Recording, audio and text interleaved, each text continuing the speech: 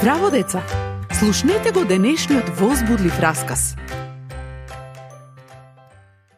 Одлично, имам писмо од Ана. Се прашувам што напишала. Здраво!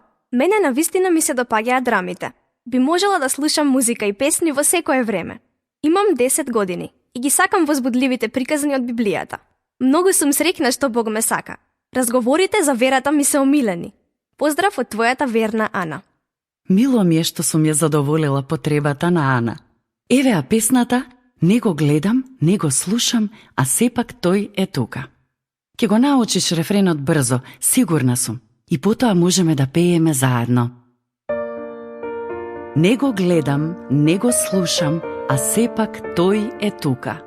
Дури и кога не можам да го видам Бог, поради Исус тој е близу. Кој не може да верува во тоа и кој не разбира, нека ја слуша мојата песна додека ја пеам. Не го гледам, не го слушам, а сепак тој е тука. Дури и кога не можам да го видам Бог, поради Исус тој е близу. Не секогаш се гледа дека Исус живее во нашиот свет, а некои луѓе се нарекуваат христијани, но го заборавиле Бог. Не го гледам, не го слушам, а сепак тој е тука.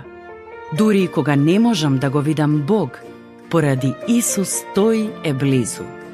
Кога сме му верни на Исус и со задоволство одиме со Него, тогаш другите ќе видат дека Исус живее во нас. Не го гледам, не го слушам, а сепак тој е тука. Дури и кога не можам да го видам Бог, поради Исус тој е близу. Погледни ја природата во сета нејзина слава. Шумата, полињата, големото пространство.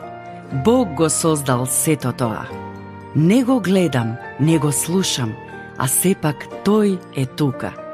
Дури и кога не можам да го видам Бог, поради Исус тој е близу.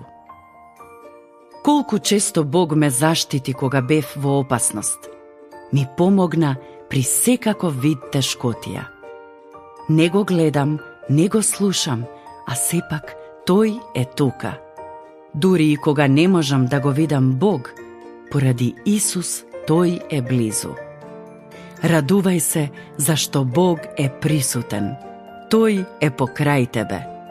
Исус рече: и ете, јас сум со вас преку сите дни до крајот на светот. До следното слушање. Ако сакаш да не контактираш или ако имаш прашање, пиши ни на radio7kids@gmail.com. Чао!